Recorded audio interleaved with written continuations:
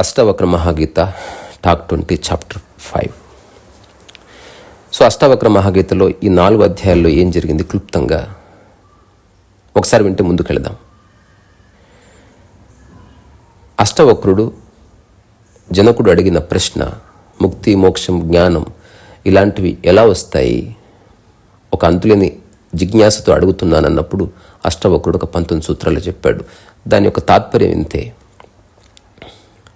So ఏవేవి నావనుకుంటున్నావో అవన్నీ తీసి పక్కన పెట్టేసేయి.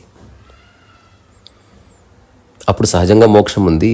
మోక్షానికి ఏ విధమైన సాధన చేయక్కర్లేదు. మోక్షం నీ సహజ స్వభావం, స్వలో లయం కావడం సహజ జ్ఞానం అని చెప్పిన తర్వాత జనకుడు ఒక సహజమైన ఆకస్మిక అహోభావానికి లోనై ఒక ఉన్నత స్థితిలో రకరకాల విషయాలు ఏకరూపెట్టాడు. అహో ఆశ్చర్యం, నాకంతా అర్థమైపోయింది.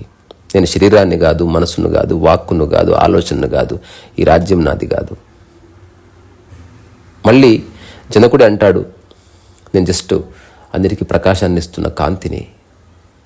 సో అన్నిట్లోనూ నేనే ఉన్నాను, నేనే అంతటా ఉన్నాను, ఆ ఉన్నా లేకపోయినా నేనున్నాను. సో నా మూల స్థితి నాకు తెలిసిపోయింది. ఎంత ఆశ్చర్యం ఇది! ఇట్లాంటి అద్భుతమైన విషయాలు తెలుసుకున్న నిపుణత కలిగిన నన్ను చూసి నేను ఆశ్చర్యపోతున్నాను. నాకు నేనే నమస్కరించుకుంటున్నాను. నాకు స్పష్టంగా అర్థమైంది. ఏమర్థమైంది? ఎలాగైతే అలలు సముద్రంలో ఎంత రేగినా సముద్రంలో కలుస్తాయో, అట్లాగే మట్టి కుండలు అన్నీ కరిగిపోయిన తర్వాత మట్టిలో కలుస్తాయో, అట్లా ఈ సమస్తము నాలో లీనమవుతుంది. నాకు ఏది అంటుకోదు. నేను విముక్తిలోనే ఉన్నాను. నేను నిర్గుణుణ్ణి, నిరాకారుణ్ణి, నిరంజనుణ్ణి, నిర్విషయాన్ని, ఒక చైతన్య రసాన్ని అని చెప్పిన తర్వాత అష్టావక్రుడు, నువ్వు చెప్తున్న విషయాలు నిజమా కాదా చెక్ చేసుకో అని చెప్పాడు. చెప్పడానికి ఏముంది, ఏమైనా చెప్పొచ్చు. అలా చెప్పిన తర్వాత జనకుడు దానికి జవాబుగా 4వ అధ్యాయంలో చాలా స్పష్టంగా చెప్పాడు. ఈ ప్రపంచం అంతా ఒక లీల. నేను అన్ని పనులు చేస్తాను, దేన్ని పట్టుకోను, దేన్ని వదిలేను. సో నేను అన్ని పనులు చేస్తాను, ఎక్కడికి పారిపోను. కాబట్టి మీరు అడిగిన దానికి జవాబిస్తున్నాను. నేనున్న స్థితి నుంచి తప్ప నేనేం తప్పుగా అనుకోవడం లేదు. అలా చెప్పిన తర్వాత అష్టావక్రుడు జనకుడికి ఒక 4 సూత్రాలని ప్రశ్నల్లాగా అడుగుతున్నాడు, సలహా ఇస్తున్నాడు. నీ అంతిమ స్థితి మోక్షమే అయితే ఇంత చింతన అక్కర్లేదు, ఇంత అహోభావం అక్కర్లేదు. ఈ చిన్న సలహాలు పాటించి చూడు అంటే జస్ట్ అర్థం చేసుకోవడం ద్వారా మోక్షం ఉంది తప్ప ఏవో చేయడం ద్వారా కాదు. నీ ఘోషణలన్నీ బాగున్నాయి, there is no doubt about it.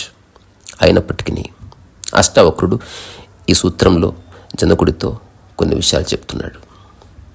ఈ అధ్యాయంలో 4 సూత్రాలు ఉన్నాయి. అందులో మొదటి సూత్రం అష్టావక్రుడు జనకుడితో అంటున్నాడు, నతే సంగోస్తి కేనాపి కిం శుద్ధస్త్యక్తుమీష్యతి సంఘాత విలయం కూర్వ ఏవమేవ లయం బ్రజ. ఈ అన్ని శ్లోకాల్లో ఈ లాస్ట్ వచ్చే పదం లయం బ్రజ. ఆ ఫ్రేజ్ దానికంటూ ఒక అద్భుతమైన అర్థం ఉంది. సో అష్టావక్రుడు చెప్తున్నాడు జనకునికి చాలా సటిల్గా, ఈ ప్రపంచంలో ఉన్న మనుషులకి, ముముక్షువులకి, అంటే ఎవరైతే మోక్షాన్ని కాంక్షిస్తున్నారో వాళ్ళందరూ ఏదో ఒక సందర్భంలో నేను ఆత్మను, నేను పరమాత్మను, నేను చైతన్యాన్ని, నేను సంపూర్ణ ఎరుకని, నేను నిష్కామ కర్మయోగిని, నేను జ్ఞానయోగిని అని ప్రకటించిన వాళ్ళే. అక్కడితో ఏ సమస్య లేదు. దానికోసం వాళ్ళు ఎన్నో తపస్సులు చేశారు, ఎన్నో సంవత్సరాల సాధన చేశారు, ఎందరెందరో గురువులకు శుశ్రూష చేశారు, ఎన్నో పుస్తకాలు చదివారు, హిమాలయాలకు పోయారు. సో ఒక మనిషి అన్నీ వదిలేయవచ్చు, కానీ అహాన్ని వదలడం కష్టం, అజ్ఞానాన్ని వదలడం కష్టం, లేదా జ్ఞానాన్ని వదలడం కష్టం. సో అన్నీ వదిలేశాను, ప్రస్తుతం నేను మోక్షంలో ఉన్నాను అన్న ఆలోచనని వదలకపోవడం కూడా బంధనమే కదా. సో అష్టావక్రుడు చెప్తున్నది వెరీ వెరీ సటిల్. ఇట్లాంటి వ్యాఖ్య ప్రపంచంలో ఇక ఏ ఇద్దరి మధ్య జరగలేదు. సో ప్రపంచంలో ఉన్న ఆధ్యాత్మిక గ్రంథాల్లో ఉన్న విషయాలని చాలా గొప్పవైనవి, కానీ అష్టావక్ర మహాగీతతో పోలిస్తే అవన్నీ చాలా సూపర్ఫిషియల్ విషయాలను చర్చించే గ్రంథాలు. సో అష్టావక్రుడు చెప్తున్నాడు, పట్టుకున్న మనసు పోవాలి. రెండవది, పట్టుకొని వదిలేశావు. సో వదిలేశాను అన్న ఆలోచనని పట్టుకున్న మనసు పోవాలి. ఈ సూత్రం ఎంత బాగుంది చూడండి. పట్టుకున్న మనసు ఎలాగూ పోవలసిందే, సంసారం ఎలాగూ పోవలసిందే, అన్నిటినీ వదిలేయవలసిందే. సరే వదిలేశావు, మరి వదిలేశాను అన్న ఆలోచన పోవాల్సిన అవసరం లేదా? సో అష్టావక్రుడు జనకునితో చెప్తున్నాడు, నతో సంగోస్తి కేనాపి, అంటే నీకు దేనితోనూ సంబంధం లేదు, దేనితోనూ సంగమం లేదు. కిం శుద్ధస్థ్య కుమిచ్చసి, దాని కారణంగా నువ్వు పరమశుద్ధుడివి. సంఘాత విలయం కుర్వన్నే ఏవ మేవ లయం వ్రజ.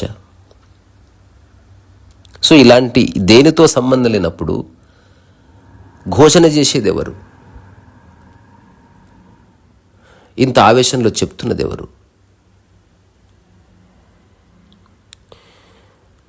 సో ఇలాంటి విషయాలు నువ్వు నిజంగా త్యాగం చేయాలనుకుంటున్నావు. సో నువ్వు ఒక దాన్ని పొందినప్పుడు ఏదో ఒక దాన్ని త్యాగం చేస్తావు కదా. సో ఎలాగైతే దేహాభిమానం నేను వదిలేశాను అని చెప్పావు, బాగుంది. కానీ దాన్ని చెప్పుకోవడం కూడా వదిలేస్తే నిజంగా మోక్షం ఉంది. లయం వ్రజ్ అని జనకుడికి అష్టావక్రుడు స్పష్టంగా చెప్పాడు. ఇది వినడానికి కాస్త అబ్స్ట్రాక్ట్గా ఉన్నప్పటికీ అర్థం చేసుకునే ఒక మానసిక స్థితి ఉంటే చాలా స్పష్టంగా, నీదంటూ ఏది లేకపోతే నువ్వు దేన్ని త్యాగం చేయవలసిన అవసరం లేదు. సో అన్నీ వదిలేశాను అని చెప్పినప్పుడు పట్టుకున్నవేమిటి? సో అన్నీ వదిలేసావు, కరెక్టే. అన్నీ వదిలేసి మోక్షాన్ని ఏమైనా పట్టుకుంటున్నావా? సో ఇప్పుడు అందరికీ నాకు మోక్ష ప్రాప్తి జరిగిందని నువ్వు చెప్తావా? నీ వైఖరి ఏమిటి? సో మోక్షాన్ని కూడా వదిలే, అప్పుడు పరమమోక్షం పరమముక్తి వస్తుంది. ఇది చెప్పుకోవడం పోవాలి అని చెప్తున్నాడు. సో మోక్షం నుంచి కూడా మోక్షం రావాలి. సో అష్టావక్రుడు యొక్క మాటల్లో సారం నిజంగా చాలా లోతైంది, చాలా సూక్ష్మమైంది, అతి సరళమైంది కూడా. సో అష్టావక్రుడు జనకుడిని చూసి కొన్ని విషయాలు గమనించి చెప్తున్నాడు. 4వ అధ్యాయంలో జనకుడు ఏవేవైతే చెప్తున్నాడో అక్కడ అనిపించింది అష్టావక్రుడికి, అందుకే అడుగుతున్నాడు. సో నువ్వు అన్నీ వదిలేసి మోక్షాన్ని పొందావు, ఆ మోక్ష స్థితిలో ఉన్నవాడు అన్నిటినీ ఆటలాగా లీలలాగా చేస్తాడు, బాగుంది. కానీ ఆ మోక్ష స్థితిలో నేనున్నాను అన్న ఆలోచన ఉంది కదా, దాన్ని త్యాగం చేస్తే పరమ మోక్షం కదా. సో వస్తువులు త్యాగం చేయడం చాలా చిన్న విషయం, నేను వస్తువులు త్యాగం చేశానని చెప్పుకోవడం చాలా పెద్ద విషయం. దీని నుంచి విముక్తి ఎట్లా?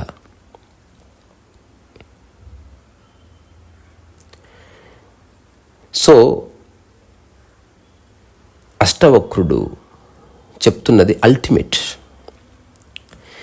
సో అష్టావక్రుడు యొక్క వ్యాఖ్య సారం ఏంటంటే, ఏదో కారణం చేత మోక్షం వచ్చినప్పుడు ఆ కారణం దానికోసం ప్రయత్నం చేసిన వాడు సజీవంగా ఉంటాడు. అంటే కర్త వల్ల మోక్షం వచ్చినప్పుడు కర్త సజీవంగా ఉంటాడు. ఆ మోక్షానుభూతిలో కర్తానుభూతి కూడా ఉంటుంది. కర్తానుభూతి ఉన్నప్పుడు కర్మానుభూతి కూడా ఉంటుంది. సో అష్టావక్రుడు జనకుడితో చెప్తున్నది ఏంది? అత్యంత సహజంగా మోక్షం ఆవిష్కృతమవుతుంది, కర్త ఉండడానికి వీల్లేదు. సో అందుకే చేశాను అన్న భావన కూడా వదిలేయాలి. నాకు మోక్షం వచ్చింది అని చెప్పుకున్న వాళ్ళు చాలామంది ఉన్నారు. వాళ్ళు ఆ ఆలోచనలో బందీ అయిన వాళ్ళే. ఒక వస్తువును పట్టుకున్న వాడికి, ఒక ఆలోచనను పట్టుకున్న వాడికి, ఒక మోక్షాన్ని పట్టుకున్న వాడికి ఏ తేడా లేదు. సరే, మోక్షాన్ని పట్టుకున్నవాడు వీళ్ళందరికంటే ఉన్నత స్థితిలో ఉండవచ్చుగాక, బట్ మానసిక తలంలో అందరూ ఒకే చట్టంలో ఇరుక్కుపోయి ఉన్నారు. సో నాకు తెలిసిన ఒక వ్యక్తి ఇలా చెప్పేవాడు, నాకున్న ఆస్తి యావదాస్తి పిల్లలకి ఇచ్చేశాను, నాకంటూ ఏముంచుకోలేదు. అందరూ అతనికి చాలా గౌరవించేవాళ్ళు, ఎవరెవరి ఇళ్ళ దగ్గరకు వెళ్ళి కూర్చుంటే టీలు పోసేవాళ్ళు. నాకు ఒక 3-4 నెలలు మాత్రమే పరిచయం సంతోష్ నగర్ ఏరియాలో ఉన్నప్పుడు. నేను అప్పుడు ఎప్పుడు అతను నన్ను కలిసినా నాకేం బాధ లేదు, అందరికీ అన్ని ఇచ్చేశాను, ఐఎమ్ సో హ్యాపీ నౌ. ఇప్పుడు నేను ఎక్కడున్నా ఏమీ కాదు, నా వాళ్ళంటూ ఎవరు లేరు, నా ఆస్తి అంతా ఇచ్చేసాను, నా బంగారం కూడా ఇచ్చేసాను, నా పిల్లవాడికి అది ఇచ్చాను. కొన్నిసార్లు ఎలాబొరేటెడ్గా చెప్పేవాడు, నా పెద్ద కొడుకు ఇది ఇచ్చాను, చిన్న కొడుకు ఇది ఇచ్చాను, నా కూతురికి పెళ్లి చేసినప్పుడు ఇది ఇచ్చాను, నా భార్యకి ఇది ఇచ్చాను, అన్నీ వదిలించుకున్నానయ్యా, ఇప్పుడు ఏమీ లేవు. అప్పుడు నేను అతనితో అన్నాను, అన్నీ వదిలించుకున్నానని చెప్పిన తర్వాత ఈ విషయం ఎందుకు గుర్తుపెట్టుకున్నారు? సో ఈ విషయం చెప్పడం ద్వారా మీరు పేరు ప్రఖ్యాతులు, ఒక రకమైన గౌరవాన్ని కోరుకోవడం లేదా? అప్పుడు అతను అంతగా ఏమీ తెలియని వాడు, భలే ఉన్నావు, ఇచ్చిన తర్వాత చెప్పుకోకపోతే ఎట్లా అన్నాడు. ఆ తర్వాత అతనితో నేను వాదించలేదు. ఎవరిష్టం వాళ్ళది. బట్ అష్టావక్రుడు చెప్తున్నది ఒక అంతిమ స్థితి గురించి, ఆత్యంతిక స్థితి గురించి. సో అష్టావక్రుడు ఏమంటున్నాడు, సమస్త సర్వాన్ని త్యాగం చేశావు, అన్నిటిని లీలగా అనుభవిస్తున్నావు, వేటిని పట్టుకోవడం లేదు, ఇలా అన్నీ చేసింది నేనని చెప్పుకుంటావా? సో ఇవన్నీ వదిలేయడం ద్వారా నేనున్న స్థితి చాలా గొప్పదని చెప్పుకుంటావా? సో ఇలాగైతే దేహాభిమానాన్ని వదిలేశావో ఓ జనక, నీ మోక్షానుభవాన్ని కూడా చెప్పుకోకుండా వదిలేలేవా? ఇది ఎంత గంభీరమైన మాట తెలుసా ఇది. నాకు తెలిసిన ఒక బంధువు ఉన్నాడు, అతను కాశీకి వెళ్ళి వచ్చిన తర్వాత, కాశీకి వెళ్ళే వాళ్ళు ఏదో ఒక వస్తువు అక్కడ వదిలేస్తారు, తినే పదార్థం వదిలేస్తారు. నిజానికి కాశీ వెళ్ళే వాళ్ళు వదిలేయాల్సింది వంకాయలు టమాటాలు కావు. ఆహారాన్ని వదిలేయమను, శృంగారాన్ని వదిలేయమను, డబ్బును వదిలేయమను. ఎట్లాగైతే రమణ మహర్షి డబ్బును వదిలేశాడో, జీవితకాలం పట్టుకోలేదు, అట్లా డబ్బును వదిలేయమను. పాపం పనికిరాని వంకాయ ఏం చేసింది? వంకాయ కాకపోతే టమాటా ఉంది, బీరకాయ ఉంది, ఆలుగడ్డ ఉంది, తినడానికి బోల్డని పదార్థాలు ఉన్నాయి. ఆ విషయం తెలుసు కాబట్టి నువ్వు దాన్ని వదిలేశావు. అదే రోజు వదిలేయవలసిన అవసరం ఏముంది? సో ఆ వ్యక్తి కాశీ నుంచి వచ్చిన తర్వాత ఎప్పుడన్నా కలిస్తే ఇలాగే చెప్పేవాడు, ఎప్పుడు భోజనం చేసినా ఖచ్చితంగా చెప్పేవాడు, నేను కాశీలో వంకాయ వదిలేశాను, వంకాయ వదిలేశాను, వంకాయ వదిలేశాను. వంకాయ వదిలేసావు కరెక్టే, వంకాయ వదిలేశానన్న ఆలోచన వదిలేవా? అప్పుడు అతను అన్నాడు కొంచెం కోప్పడి, అంటే చెప్పుకునే రైట్ కూడా లేదా నాకు? నేను ఏమీ చెప్పలేదు. ఎందుకు? ఇప్పుడు ఏ స్థితిలో అష్టావక్రుడు మాట్లాడుతున్నాడో ఆ స్థితిలో మాట్లాడినప్పుడు అర్థం చేసుకునేవాడు కూడా చాలా అవసరం. జనకుడు ఒక రిసెప్టివ్ బీయింగ్. సో అష్టావక్రుడు చెప్పిన దానికి ప్రతిఘటించట్లే, శ్రద్ధగా వింటున్నాడు, శ్రద్ధగా జవాబిస్తున్నాడు, తన ఉన్న స్థితిని మాటిమాటికి తిరిగి చెప్తున్నాడు, ఎలాంటి అహంకారం లేకుండా. సో జనకుడి పాయింట్ ఆఫ్ వ్యూలో జనకుడు క్లియర్గా ఉన్నాడు.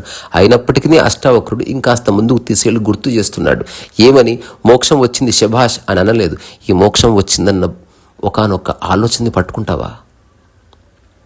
మరి దాన్ని వదిలేవా? సో ప్రకృతిలో అన్నీ పూర్ణంగానే ఉన్నాయి, దేనికది సంపూర్ణం. సో సంపూర్ణత అంటే ఏమిటి? సంపూర్ణ స్థితి అన్నది మోక్ష స్థితి. ఏమిటది?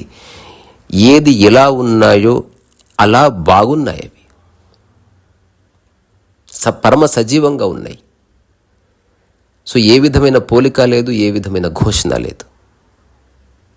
ఓ గుర్రం బాగుంది, ఎప్పుడు తను చెప్పుకో తను ఎంత బాగుందో, తనకు తెలియకుండా ఉండవచ్చు మేబీ, కానీ వేరే వాడిని చూసి అది ఇట్లా బాధపడదు కూడా, నేను దానికంటే బాగుండాలని.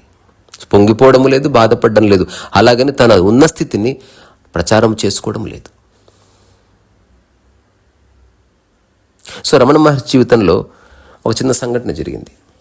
ఆ చిన్న సంఘటన ఏమిటంటే, రమణ మహర్షి ఆశ్రమం 1930 నుంచి 40 మధ్య ప్రాంతంలో చాలా ఉధృతంగా, ఆ సమయంలో ఆయన యవ్వనంలో ఉన్నాడు కాబట్టి ఎక్కడెక్కడి నుంచో దేశ విదేశాల నుంచి జిజ్ఞాసువులు, ముముక్షువులు, సాధకులు అట్లా ఎట్లాగైతే ఒక పువ్వు చుట్టూ తేనెటీగలు తిరిగినట్టు అట్లా రమణ మహర్షిని చుట్టుముట్టారు, రకరకాల ప్రశ్నలు అడిగారు.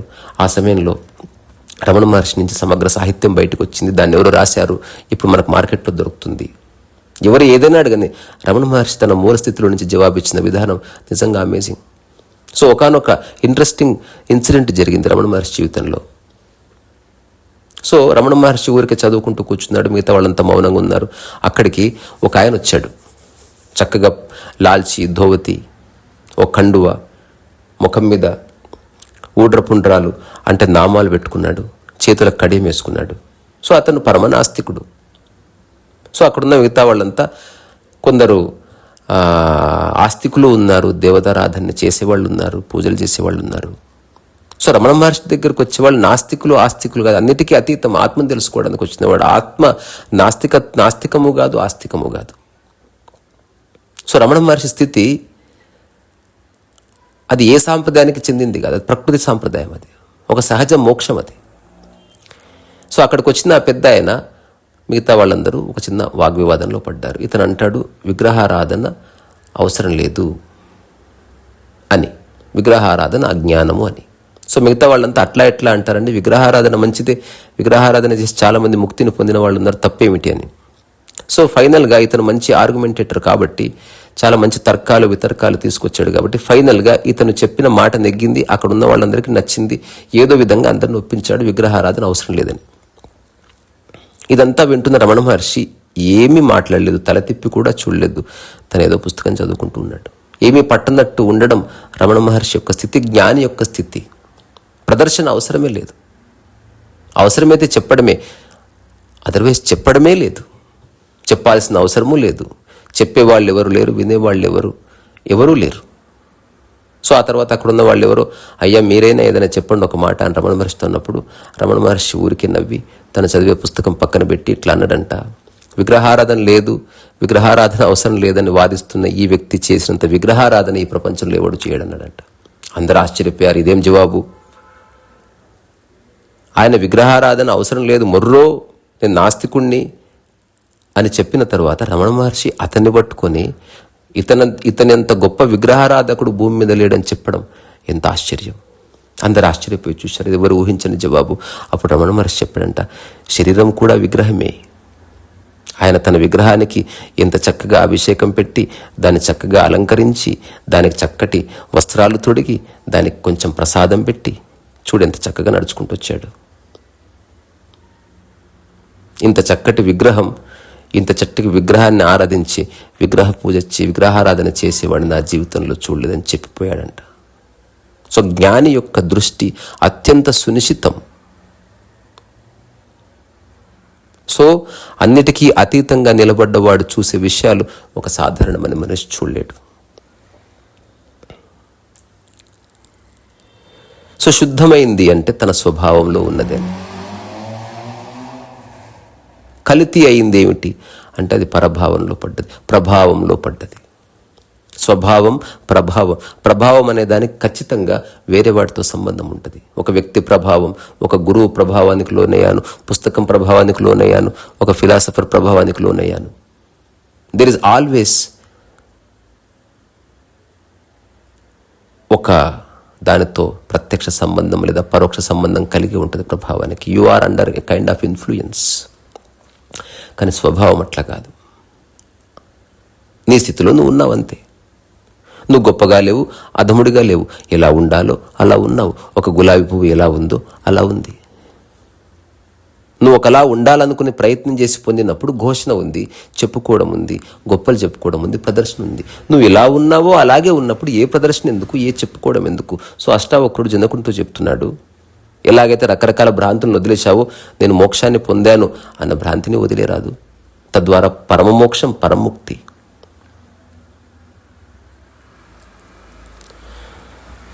ఆ తర్వాత అష్టావక్రుడు జనకునితో అంటున్నాడు, ఉదేతి భవతో విశ్వం వారిధేరివ బుద్భుదాః ఇతి జ్ఞాత్వైకమాత్మానం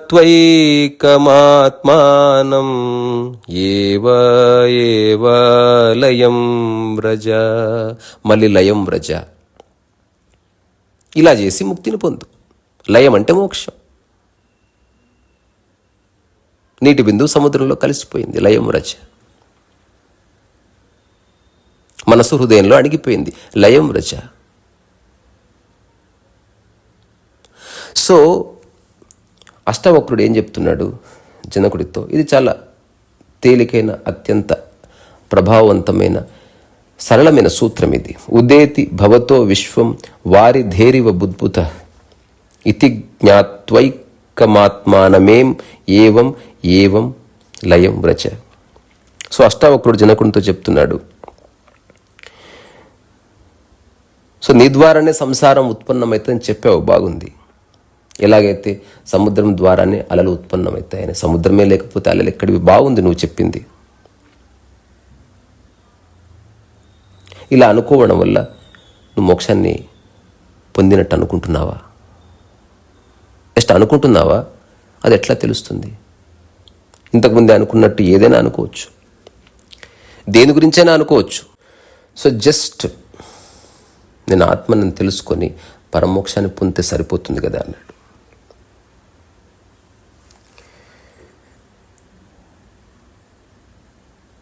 సో మోక్షం పొందడానికి ఒక మనిషి ఏదైనా చేశాడే అనుకో, ఆ చేసిన వ్యక్తి యొక్క స్థితి సజీవంగా ఉంటుంది, కర్త సజీవంగా ఉంటుంది, ఇంతకుముందే చెప్పినట్టు. సో అష్టావక్రుడు ఏం చెప్తున్నాడు? కర్తాభావన లేకుండా మోక్షాన్ని అనుభవించు. సో ఈ ప్రపంచంలో సాంప్రదాయబద్ధమైన మోక్షాలు ఉన్నాయి, సిద్ధాంతపరమైన మోక్షాలు ఉన్నాయి, అట్లాగే రాజకీయ మోక్షాలు ఉన్నాయి, అలాగే ప్రయత్నంతో వచ్చిన మోక్షం, ప్రయత్న మోక్షాలు ఉన్నాయి, భ్రాంతి మోక్షాలు ఉన్నాయి. అట్లాగే సహజ మోక్షము ఉంది. సో అష్టావక్రుడు ప్రతిపాదిస్తున్న సహజ మోక్షం. సో ఈ ప్రపంచంలో ఉన్న కొన్ని విషయాలు ఊరికే సరదాగా చెప్తా, జస్ట్ అర్థం చేసుకునే ప్రయత్నం చేయండి. అర్థం చేసుకోకపోయినా పర్వాలేదు, ఊరికే వినండి. సో ఈ ప్రపంచంలో జీవితం గురించి అతిగా ఆలోచించేవాడు ఒక ఫిలాసఫర్ అవుతాడు. వాళ్ళు అట్లా జీవించారో లేదో, కానీ జీవితం ఎలా జీవిస్తే బాగుంటుందో వాళ్ళు ఒక కల్పన చేశారు. ఆ కల్పనకు ఒక ప్రామాణికత తెచ్చారు. ఒక రకమైన భాషతో, హంగులతో దాన్ని ప్రపంచానికి పరిచయం చేశారు. రకరకాల ఇజమ్స్ని తీసుకొచ్చారు. Existentialism, idealism, objectivism. So ism అంటే తత్వం. సో ఫిలాసఫీ అన్నది మానసిక తరానికి సంబంధించింది. అందులో ఆచరణకు ఏ విధమైన స్కోప్ ఉండదు. ఒక అందమైన గుడి ఐడియాస్ని మన మీద విసిరేస్తారు. ఆ ఫిలాసఫర్ చెప్పిన మాటల్లో నచ్చినవి ఏరుకొని ఇంకొక వేదిక మీద చాలామంది వాగుతారు. సో అంత గొప్ప ఫేమస్ ఫిలాసఫర్స్ నువ్వు ఉటంకించినప్పుడు ఆబ్వియస్గా నీకు కొంత పేరు ప్రఖ్యాతులు వస్తాయి. పేరు ప్రఖ్యాతులు వచ్చినప్పుడు నువ్వు ఇంకొన్ని బట్టి పడతావు, ఇంకొన్ని చెప్తావు. అదొకటి తగిన శృంఖల. సో ప్రపంచంలో అతిగా ఆలోచించేవాడు జీవితం ఎలా ఉండాలని జస్ట్ ఆలోచిస్తూ దానికి ఒక ప్రామాణికత తీసుకొచ్చి, దానికి ఒక భాషను జోడించి, అందాన్ని జోడించి, ప్రపంచంలో ఉన్న రకరకాల మేధావుల సంఘీభావంతో ఒక ఫిలాసఫీని తయారు చేసి ఫిలాసఫర్ అవుతాడు. ఇంకొందరు ఉంటారు, వాళ్ళు అతిగా ఆలోచించరు, పుస్తకాలు ముందేసుకొని చదివేస్తూ ఉంటారు అంతే. అట్లాంటి వాళ్ళు ఆ చదివిన దాన్ని అదే సత్యం అనుకొని ఏకరువు పెడతారు, పండితులు అవుతారు, ప్రవచనకారులు అవుతారు. మూడవ స్థితి, నేను అనుభవించాను, మోక్షాన్ని అర్థం చేసుకున్నానని చెప్పుకునేవాడు గురువు అవుతాడు. వాడు ప్రాపంచిక విషయాలు మాట్లాడట్లే, డబ్బు గురించి మాట్లాడట్లే, పేరు ప్రఖ్యాతుల గురించి మాట్లాడట్లే, అవన్నీ వ్యర్థమని తెలుసుకున్నాను నేను అని నిరంతరం చెప్తూ అతను గురువు అయ్యే ప్రయత్నం చేస్తాడు. అష్టావక్రుడు చెప్తున్న స్థితి నాలుగవది. ఒక వ్యక్తి చెప్తున్నాడు తెలిసింది అని, నాకు తెలిసింది అనడం లేదు. ఇప్పుడు నేను పెట్టిన యూట్యూబ్ బ్యానర్లో చూస్తే చాలామందికి అది అర్థం కాలేదు, ఇంగ్లీష్ భాష తప్పన్నారు. కాదు, తెలిసే పెట్టాను. దేర్ ఈజ్ ఎన్లైటన్మెంట్ అని పెట్టాను అంతే. ఐ ఆమ్ ఎన్లైటన్ అని పెట్టలేదు నేను. తెలుస్తున్న కొద్దీ ఒక్కొక్క పదాన్ని వాడడంలో కూడా చాలా ఎరుక అవసరం. తెలియని వాడు ఏదన్నా చెప్పొచ్చు, తెలియని వాడు కత్తి తీసుకొని పరాపరా కోయొచ్చు. బాగా తెలిసిన డాక్టర్ ఎలా పడితే అలా కోస్తాడా? సో అనుభవం ఉంది, జ్ఞానోదయము ఉంది. కానీ నాకు జ్ఞానోదయమైంది భాషలో అప్పుడప్పుడు చెప్పుకోవడం వరకు ఓకే, కానీ మూలస్థితిలో అనుభవంగా ఉంటావు లేదా నేనుగా ఉంటావు, నాకు అనుభవం అయ్యింది అనేది ఉండదు. అలా చెప్పగానే కర్త ఉన్నాడు, ద్వైతం వచ్చేసింది, ద్వంద్వం వచ్చేసింది, ఘర్షణ వచ్చింది. అది కాదంటే నువ్వు మళ్ళీ చెప్పుకోలేక చావాలి. సో చాలామంది వేరే వాళ్ళని ఒప్పించే ప్రయత్నంలో వాళ్ళని వాళ్ళు పూర్తిగా కోల్పోతారు. సో అష్టావక్రుడు చెప్తున్నది ఏమిటంటే, సో సింపుల్ యార్, మోక్షం అనేది అత్యంత సులభం. నువ్వు రకరకాల విషయాల్ని వదిలేశాను, వాటిని వదిలేశాను, వీటిని వదిలేశాను, నేను చెప్పిన దానికి జవాబుగా చెప్పావు, బాగుంది. ఇవన్నీ చేయడం కూడా అవసరమా? జస్ట్ ఎట్లాగైతే అలలు సముద్రంలో లయమవుతాయో అట్లా ఈ సమస్త విశ్వము నాలో భాగం అనుకున్నావు. సో అది ప్రత్యేకంగా బై ఫోర్స్ అనుకుంటున్నావా? అట్లా తెలిస్తే సహజ మోక్షాన్ని అనుభవించు. సో నాలో లయమైంది, అన్ని నాలో లయమైతాయి అని చెప్పుకోవడం ఎందుకు? ఆ లయమైతాయో అని గుర్తించినావు, అక్కడితో అయిపోయింది. చెప్పుకునేవాడు మాయమవని. ఆ తర్వాత అష్టావక్రుడు జనకుడితో అంటున్నాడు, ప్రత్యక్షమప్య వస్తూద్వాద్ విశ్వం నాస్త్యమలే త్వయి రజ్జు సర్ప ఇవ వ్యక్త ఏవ ఏవ లయం వ్రజ. మళ్ళీ లయం వ్రజ, ఏవ ఏవ లయం వ్రజ. సో అష్టావక్రుడు జనకుడితో చెప్తున్నాడు, ప్రత్యక్షమప్య వస్తుత్వాద్ విశ్వం అంటే ఈ కనిపించే ఈ విశ్వమంతా ఏదైతే ఉందో అది ఎలాంటిది అంటే జస్ట్ రజ్జు సర్పవత్ లాంటిది. అంటే మనము ఒక తాడులో పామును చూడడం లాంటిది.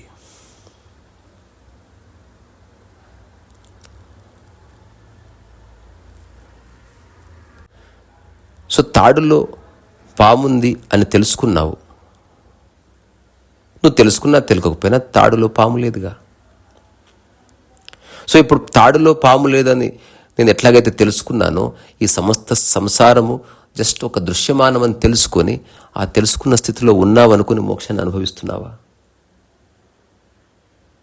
అది జస్ట్ దృశ్యమానమైనప్పుడు, అది గుర్తించినప్పుడు చెప్పుకోవడం ఎందుకోసం? ఇక్కడ అష్టావక్రుడు చెప్తున్న విషయం మళ్ళీ మళ్ళీ చెప్తున్న పరమ గంభీరమైంది. ఇది ఎలాంటిదంటే, ఎవరెస్ట్ శిఖరం మీద ఒక అతను ఉన్నాడు, అతని పక్కన ఇంకొకతను ఉన్నాడు. సో ఈ పక్కనున్న వ్యక్తి అనుకుంటున్నాడు అతను కనుక ఒక మెట్టు దిగితే నేను మళ్ళీ పైకి ఎక్కాలని. ఎందుకంటే నువ్వు ఎవరెస్ట్ మొత్తం ఎక్కినా శిఖరం ఒకటే ఉంటుంది. సో అష్టావక్రుడు శిఖర స్థాయి గురించే మాట్లాడుతున్నాడు. మోక్షం వచ్చింది, తల్లిదండ్రులు నా వాళ్ళు కాదు, బంధాలు లేవు, బంధుత్వాలు లేవు, ఈ రాజ్యం నాది కాదు, అన్నీ ఆటలాగా చేస్తాను, నాకేది అంటుకోదు, అవన్నీ బాగున్నాయి, అవన్నీ అక్కర్లేదు, ఇదంతా దృశ్యమానమని తెలుసుకొని నువ్వు మోక్షాన్ని పొందు. అప్రయత్న మోక్షం ఉన్నప్పుడు ప్రయత్న మోక్షం ఎందుకు అని చెప్తున్నాడు.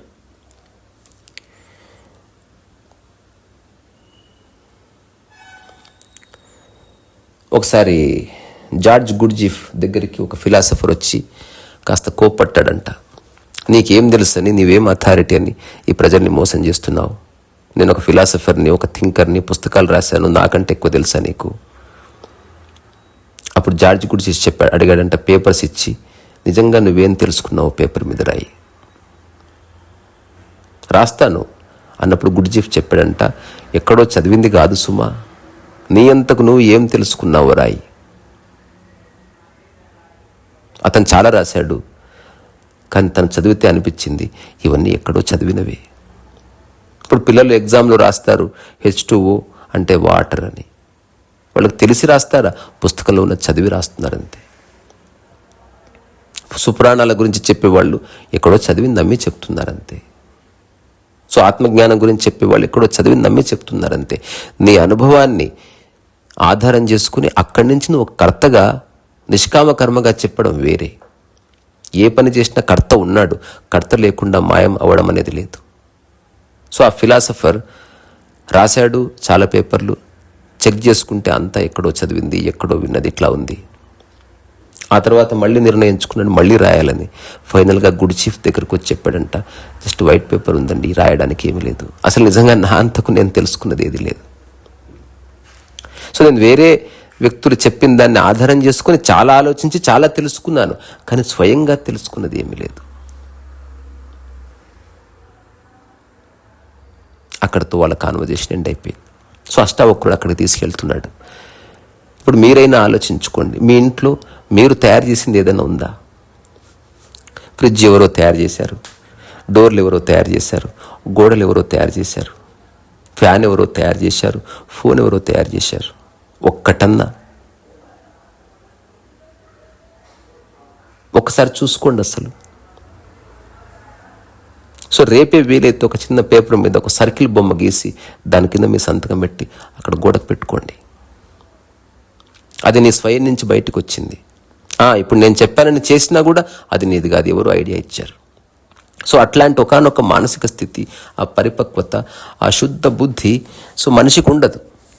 సో మనిషి ఎంతసేపు వేరే వాళ్ళు ఏం చేశాడు, వేరే వాళ్ళలాగా నేను ఉండాలి, వేరే వాళ్ళకంటే బాగా చేయాలి అనుకుంటున్నాడు. కానీ తన స్వభావం ఏం చెప్తుంది, తన స్వస్వరూపం ఏమిటి అని ఎప్పుడూ ఆలోచించడు. ఆ తర్వాత అష్టావక్రుడు జనకుడితో అంటున్నాడు, సమదుఃఖ సుఖ పూర్ణాశ నైరాశ్యయో సమాహ సమజీవిత మృత్యు సన్నేవమేవ లయం వ్రజ. మళ్ళీ లయం వ్రజ. సో నేను సంస్కృత శ్లోకం చదువుతున్నప్పుడు కాస్త అక్కడిక్కడ అక్షర దోషాలు ఉండొచ్చు, ఎందుకంటే సంస్కృతం నా భాష కాదు. సో తప్పులకు అతీతంగా నేను చదువుతున్నానంతే. అందుకని అన్నిదా భావించకండి. ఒకవేళ ఎవరైనా తప్పు పట్టినా తెలుసు తప్పే ఉచ్చరిస్తున్నానేమో అని, అయినప్పటికీ చదువుతున్నానంతే. Because this is not an exam. So అష్టావక్రుడు జనకుడితో చెప్తున్నాడు, సమ దుఃఖ సుఖ పూర్ణ ఆశా నైరాశ్యయో సమ. అంటే సుఖము దుఃఖము ఎవరికైతే సమానమో వాడు పరిపూర్ణుడు. ఎవరికైతే ఆశా నిరాశలు సమానమో వాడు పరిపూర్ణుడు. సమజీవిత మృత్యు, ఎవరికైతే జీవితము మృత్యువు సమానమో ఏవ ఏవ లయం వ్రజ. అట్లా తెలుసుకొని మోక్షాన్ని పొందు.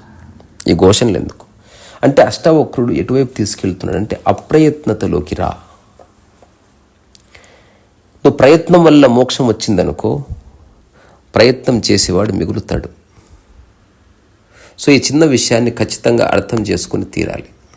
సో ప్రయత్న శూన్యతలోకి రావాలి అంటే నీ సహజత్వంలోకి రావాలి. సహజత్వంలోకి రావాలంటే ఉన్నది నువ్వు యథావిధిగా గుర్తించాలి. నీ మనసు దూరడానికి వీల్లేదు, ప్రపంచం దూరడానికి వీల్లేదు. ఇది చాలా చాలా చాలా సూక్ష్మమైన దారి, ఇరుకైన దారి. కానీ ఒక్కసారి నువ్వు అందులో ఎలాంటి బరువులు లేకుండా, ఎలాంటి ఎక్స్ట్రా బ్యాగేజ్ లేకుండా వెళ్ళగలిగితే ఆ తర్వాత అంతులేని ముక్తి భావన ఉంది. సో అష్టావక్రుడు ఏం చెప్తున్నాడంటే సుఖ దుఃఖాలని సమానంగా చూసినవాడు, ఆశా నైరాశ్యాలను సమానంగా చూసినవాడు, జీవితాన్ని మృత్యువుని సమంగా చూసినప్పుడు అది సహజ మోక్షం కదా. ఏదో సాధన చేసి ఆ స్థితికి వచ్చేవాడు ఆ సాధనా ఫలితాన్ని వదిలిపెట్టడం ఎట్లా? నేను ఇంత కష్టపడితే నాకు మోక్షం వచ్చింది అని చెప్పినవాడు మోక్షంలో ఇరుక్కుపోయినట్టేగా. సో ఎలాంటి ప్రయత్నం లేకుండా మోక్షం వచ్చే ఒకానొక స్థితి ఉన్నప్పుడు దాన్ని ఎందుకు చూడవు? నేను ఊరికి నీకు సలహా ఇస్తున్నాను, though you are in a good situation. ఇప్పుడు ఎవరైనా ఒక రిపేర్ చేస్తున్నప్పుడు, ఒక పెయింటింగ్ వేస్తున్నప్పుడు, ఒక వైలిన్ వాయిస్తున్నప్పుడు కాస్త కష్టంగా వాయిస్తే తెలిసిన వాడు చెప్తాడు, అంత కష్టం ఎందుకురా, ఇలా చూడు అంటాడు. సో ఎవరైనా ఏదైనా బిగిస్తున్నప్పుడు చాలా కష్టపడుతుంటే ఎంత కష్టం ఎందుకురా, ఈ చిన్న పానవాడి చూడు, అది తేలిగ్గా ఓపెన్ అయిపోతుంది. అక్కడి నుంచే ఈ యంత్రాలన్నీ వచ్చాయి. సో మిగతా అన్ని విషయాలను మనిషిని ఇది ఆచరిస్తున్నాడు, కానీ స్వ దగ్గరికి వచ్చేసరికి మనిషి పరజీవిగానే ఉంటున్నాడు. సో అష్టావక్రుడి యొక్క సూచనలు అత్యంత సూక్ష్మాతి సూక్ష్మమైనవి. అన్నీ ఒకేలా కనపడవచ్చు. సో 4 మాటలు చెప్పాడు, 4 సూత్రాలు చెప్పాడు అంతే. ఇదేదో గంభీరమైన విషయాలు అందుకొద్దు. ఆ 4 సూత్రాలు ఏం చెప్పాడయ్యా? నీకు దేంతో సంబంధం లేదని చెప్పావు, ఓకే, వెరీ గుడ్. అందువల్ల నువ్వు శుద్ధునివి. నీకే సంబంధం లేదన్నప్పుడు నువ్వు త్యాగం చేయడం ఎందుకు? ఒకవేళ త్యాగం చేశాను అనుకున్నావా, మరి త్యాగం చేశానన్న ఆలోచన వదిలేయి. అట్లా సంపూర్ణ మోక్షం వస్తుంది. సో ఈ ప్రపంచంలో నువ్వు భోగిగాను ఉండకు, త్యాగిగాను ఉండకు. ఇద్దరు సేమ్ బోట్లో ఉన్నారు. ఇద్దరు గుర్తింపు కోరుకుంటున్నారు. ఒకడు సంపాదిస్తూ గుర్తింపు కోరుకుంటున్నాడు, ఒకడు త్యజిస్తూ గుర్తింపు కోరుకుంటున్నాడు. ఇంకో సూత్రంలో ఏమన్నాడు? ఉదేతి భవతో విశ్వం వారిధేరవ బుద్భుత. ఎట్లాగైతే సముద్రంలో అలలు ఉన్నాయో, ఉన్నప్పటికీ లేనట్టే, అట్లా ఈ సంసారం అంతా ఉంది, అయినా లేనట్టే ఉన్నదంతా ఆత్మ అని తెలుసుకో. కానీ తెలుసుకున్నావు, ప్రయత్నం వల్ల తెలుసుకున్నావు అనుకో, ప్రయత్నం చేసిన కర్త ఉంటాడు కదా. సో అప్రయత్నంగా ఇక్కడికి రా అంటున్నాడు. ఆ తర్వాత ప్రత్యక్ష మప్య వస్తుత్వాద్ విశ్వం నాస్తమలేత్వయి. ఆ తర్వాత అష్టావకుడు ఎంత స్పష్టంగా చెప్తున్నాడు, అంతా దృశ్యమానం జగత్, అంతా కంటికి కనిపించేదంతా అబద్ధం, లీల అని తెలిసిన తర్వాత ఈ లీలాన్ని నేను తెలుసుకున్నాను అని చెప్తావా? గుర్తించడంతో అయిపోయింది. ఎలాగైతే పాములో తాడును చూసావో అక్కడితో అయిపోయింది. మళ్ళీ దాని గురించి ప్రచారం చేసుకోవడం ఎందుకు? దాన్ని గొప్పగా చేసుకోవడం ఎందుకు? దాన్ని కథలుగా చెప్పుకోవడం ఎందుకు? ఆ తర్వాత చివరిగా అష్టావక్రుడు జనకుడితో చెప్తున్నాడు. సో అష్టావక్రుడు జనకుణ్ణి నీ అనుభవం తప్పు అనట్లే, ఇంకా సింప్లిఫైడ్ వర్షన్ ఉంది కదా, అక్కడికి రా. ప్రయత్నం వల్ల మోక్షం కాదు, అప్రయత్నతే మోక్షం. సహజ మోక్షం ఉంది, ప్రయత్న మోక్షం వద్దు. ఆ రెండు స్థితులు ఒకటే. ప్రయత్న మోక్షంలో ప్రయత్నం చేసేవాడు ఉన్నాడు. ఇంకా ఒక అత్యంత సూక్ష్మమైన అహంకారపు అనుభూతి ఉంది అక్కడ. నేను మోక్షాన్ని నేను మోక్షాన్ని పొందాను, నేను ఉంది సజీవంగా. సో ఆ తర్వాత అష్టావక్రుడు జనకుడితో చెప్తున్నాడు, సమ దుఃఖ సుఖ పూర్ణ ఆశ నైరాశ్యో సమః. ఎవడైతే సుఖాన్ని దుఃఖాన్ని సమానంగా చూశాడో, ఎవడైతే ఆశా నైరాశ్యాలను సుఖంగా చూశాడో, అట్లాగే సమజీవిత మృత్యు ఏవ లయం రచ. ఎట్లాగైతే జీవితాన్ని మృత్యును సమానంగా చూసినప్పుడు యు ఆర్ బియాండ్ ఎవ్రీథింగ్. అదే మోక్షం అంటే. సో నేను జీవితాన్ని అర్థం చేసుకునే ప్రయత్నం చేస్తున్నా, ఈ ప్రయత్నం వల్ల అర్థం చేసుకున్నా అన్నవా ప్రయత్నం చేసేవాడు మిగిలాడు. సో అష్టావక్రుడు చెప్పింది మామూలు సూక్ష్మమైన విషయం కాదు. సో మీకు అర్థమవుతుందో లేదో నాకు తెలీదు, కానీ అర్థమైతే నిజంగా ఒక అద్భుతమైన పూలు సహజంగా పూస్తాయి. ఆత్మజ్ఞానం అన్నది నీ సహజ స్థితి అని 100 సార్లు చెప్తున్నాడు. ఇందులో ఒకటి గుర్తుపట్టండి, ఇది చదివినప్పుడు చాలామందికి రిపిటేటివ్గా అనిపిస్తుంది. It is not repetitive. Checking from various aspects. ఎప్పుడన్నా కృష్ణమూర్తి రాసిన ఒక పుస్తకం మీరు చదివితే ఆశ్చర్యపోతారు, కృష్ణమూర్తిస్ నోట్స్ అని. అందులో ఒక 500 పైచిలకు రోజులు అతను ప్రతిరోజు వేరే దేశాల్లో వ్యాహ్యాలకి వెళ్ళి రాగానే ఒక పెన్సిల్తో నోట్ రాశాడు. ఆ తర్వాత మళ్ళీ కృష్ణమూర్తి ఎప్పుడు రాయలేదు. That was the first and last book he wrote with his own hands. So అందులో కనుక మీరు చదివితే ప్రతిదీ దాదాపు సేమ్ ఉంటుంది. సో చదివే వాళ్ళకి ఎందుకు సేమ్ ఉంటుందంటే గతాన్ని గుర్తుపెట్టుకుంటున్నారు కాబట్టి. కానీ కృష్ణమూర్తి ఎప్పటిదప్పుడే రాస్తున్నాడు. సో నిన్న ఏం రాశాడో అనవసరం, ఈరోజు తన అనుభవాన్ని ఫ్రెష్గా చెప్తున్నాడు. సో ఒక జ్ఞాని యొక్క స్థితి తక్షణ వర్తమానపు అనుభూతి. అసలు గతం యొక్క బ్యాగేజే లేదు అందులో. సరే, మనం ఏదన్నా చెప్తున్నప్పుడు భాష కోసం వాడుతున్నామన్న స్పృహలో ఎరుకలో వాడితే వేరు, కానీ గుర్తింపు కోసం ఆ విషయాలు చేస్తున్నావు అనుకో, అందులో నువ్వు చిక్కుకుపోయినట్టే. నీకంటూ రెప్యుటేషన్ ఉందా ఒక గురువుగా, నువ్వు ఇరుక్కుపోయినట్టే. నీ భక్తులను చూసి నువ్వు గర్వపడుతున్నావా, ఇరుక్కుపోయినట్టే. నీ ఆశ్రమాల సంఖ్యను నువ్వు గుర్తుపెట్టుకున్నావా, ఇరుక్కుపోయినట్టే. నిజమైన ఆత్మజ్ఞాని వీటన్నిటికీ ఆవలున్నాడు. అష్టావకుడు అక్కడి నుంచి మాట్లాడుతున్నాడు, నేను అక్కడి నుంచే మాట్లాడుతున్నా, జనకుడు అక్కడి నుంచే మాట్లాడుతున్నాడు. వినేవాళ్ళలో అక్కడుండి వినేవాళ్ళు చాలామంది ఉండవచ్చు. ఒక ఏమాత్రం బరువు లేని ఒక శుద్ధమైన సహజ స్థితికి సంబంధించిన వ్యాఖ్య ఇది. ఇది ఎవరో ఏమో అనుకుంటారు, మెచ్చుకోరు, ప్రశంస వస్తుంది, దీనివల్ల నాకు ఇంకేదో వస్తుంది. ఇలాంటివి ఏవీ లేవు. ఒకటి, అలాంటివి ఏవి అక్కర్లేదు, దానికోసం చేస్తున్నా అని చెప్పుకోవడం కూడా లేదు. భాష కోసం అప్పుడప్పుడు చెప్పుకోవడమే, అంతకుమించి మరేమీ లేదు. అంతకుమించి నిజంగా మరేమీ లేదు.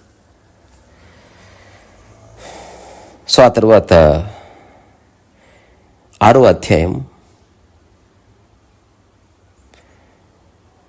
అష్టావక్రుడు అడిగిన వాటికి జనకుడు ఏం చెప్తాడు? దాని గురించి మనం రేపు తెలుసుకుందాం. ఈ 6వ అధ్యాయంలో కూడా 4 శ్లోకాలే ఉన్నాయి. సో రేపు 6వ అధ్యాయం అయిపోతుంది. అట్లా కొనసాగిద్దాం 20 అధ్యాయాలు. సంఖ్యను పట్టించుకోవద్దు. ఏ సూత్రానికి ఆ సూత్రమే, అది మీకు అన్వయించుకొని చూసుకోండి. ఒక అప్రయత్నతలోకి రాండి. నీ పని నువ్వు సహజంగా చేస్తూ పోయినప్పుడు తద్వారా జరగవలసినవి సహజంగా నీ జీవితంలోకి వస్తాయి. క్లెయిమ్ చేసుకోవాల్సిన అవసరం లేదు. నువ్వు కర్తగా ఉండాల్సిన అవసరం లేదు.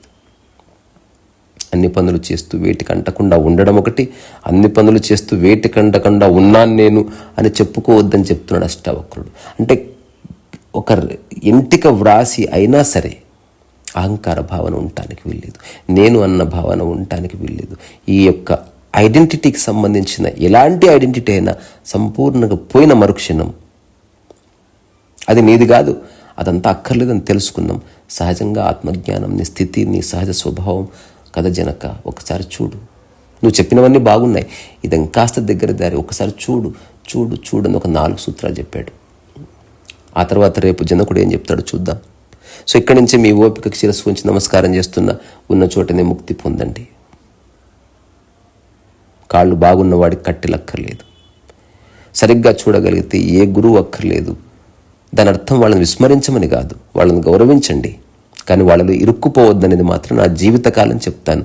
మీకు బోర్ వచ్చినా సరే, ఎందుకు, నాకు అది బోర్ రాదు కాబట్టి, అది సత్యము కాబట్టి.